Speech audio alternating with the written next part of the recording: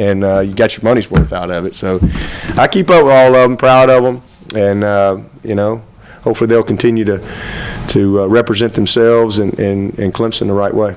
Jeff did say on Twitter last night that he was coming in early to work extra hard today so that Green wouldn't get his job. Yeah. Have you and Scott Schaefer buried the hatchet, or have you turned the other cheek? Oh man, yeah. Listen, I don't know why people made a big deal out of that because it was caught on TV. There's a lot of people in the stands doing the same thing to me every week. They just don't get caught on TV. They the same thing. Sorry, you know what? They don't get caught on the tube. But you know what? That was an unfortunate situation. He was embarrassed by it, and he came over immediately after the game and apologized. Just kind of heat of the moment type of deal. We've had some good laughs about it, and saw him at the ACC meetings. Got a chance to meet his wife. He's just a competitive guy, and no, I don't have any issues with that at all. Dabo, your thought process at that point in the game, though, was, I believe it was 4th and goal at the 5. I think you're up 28-7 or something like that. Why did you go for it there? If you could just throw that out there. Why? Yeah, we were just trying to put the game away. We were just trying to really, 3 points. I mean, at that point, we really wanted the touchdown, and we didn't get it. So he probably should have thanked me. We didn't get any points right there, but. We were just kind of had an aggressive mentality of, hey, let's go for it right here, and if we get it, it's a touchdown. If we don't, well, we're not going to have to kick off and with a 3-pointer and give them a chance for a big return or something. We just that aggressive mentality, and we thought we had a good play and didn't work out. Just trying to win the game. Now that we're past the halfway point of the season, where are you wanting to be at the beginning of the season? No, I wanted to be 7-0. That's where I wanted to be, but I can't do anything about that now. All I can do about it now is try to be 6-2. But I know you can't win 7 until you win 6, and so we're just trying to be the best that we can be, and that's our goal every year is to be the best that we can be.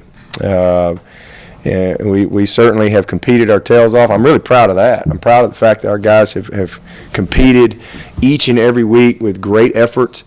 Our guys have shown up and they've played. We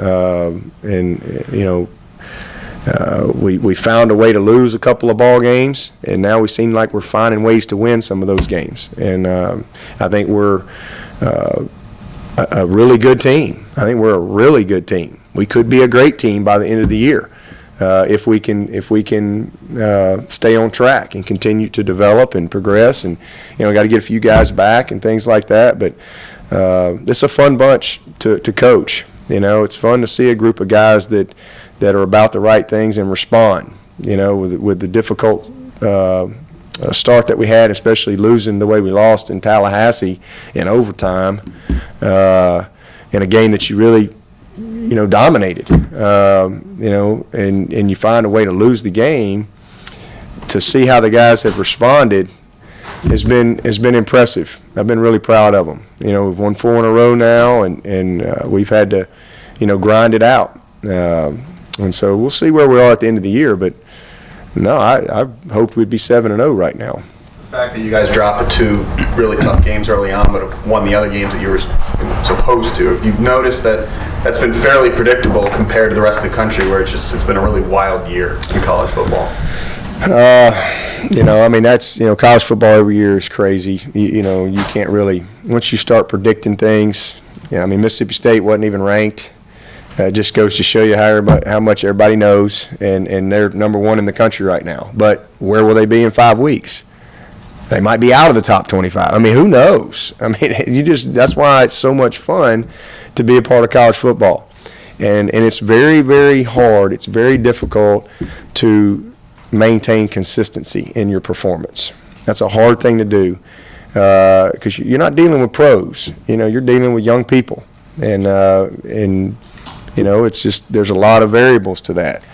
But it's a lot of fun to be a part of it. And certainly I pay attention to what's going on out there in the country too from a college football standpoint, and you just never know. And anything can happen. That's why you got to stay focused, 1 week at a time, and put everything you got into that opponent in your preparation, and give yourself the best chance when the season is over to be in the mix. That's all you can do.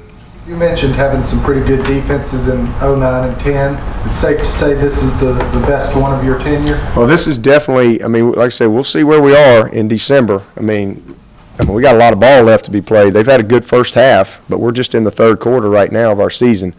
So, I'd like to see us finish the way we've played the first, part of the year here. So before we start crowning them as the best defense, but I think this is definitely the most complete defense. I think this is the deepest, as far as talent and experience, that we've had. I don't think there's any question about that at all three levels, defensive line, linebacker, and secondary. They're fast, they're physical, they like to play, they compete amongst themselves. We've got excellent competition in positions. So it's just it's a tough group, and it's one of the reasons that I think our offensive guys have kind of developed the mental toughness that they need because of what they see in practice every day. You said you keep up with college football, obviously, and you know what's going on in other conferences. But what do you make of what's going on with Florida right now in their situation, pushing the first half? Fans chanting out "Fire Will Muschamp" on television. Can you speak a little bit to that? Well, I mean, that's just a tough situation. I mean, it's just I hate that. I hate that that's the reality of the job and the profession that I chose. But that's the way it is. I wish I could change that because I know Will Muschamp is a heck of a coach. Now I know that. They can chant all they want. I know Will Muschamp is a great football coach. Why it hasn't really gone the way they want down there, I don't know. I'm not there. I'm not a part of their culture. I can't speak to those things. But I know he's a heck of a football coach. I know that. And I know that nobody is working harder to win. But I also know how hard it is to win. But, you hate to see things like that. But that's just the nature of this business, and everybody that gets in it understands that, at some point we all deal with that. Coach, have you seen Doesn't matter if you're Bear Bryant, Bobby Bowden, Joe Paterno, it doesn't matter. It's the same for everybody. Coach, have you seen any difference in Syracuse's offense since they let go of their offensive coordinator? Are they sort of still the same team? Yeah, kind of the same team. I mean, they do the same things. They're a spread team, mostly 11 personnel. A lot of quick game, a lot of screens, a lot of shots down the field, a lot of wheel routes. Some of the things that have caused us some problems, they do a good job of. And so we'll have to play with great discipline. The biggest change, from my perspective, is more, who's pulling the trigger for them at quarterback. And, like I said, they've lost their starter, and they kind of bounced around between some guys. But this guy seems like he's kind of separated himself and is doing a nice job. Anything else?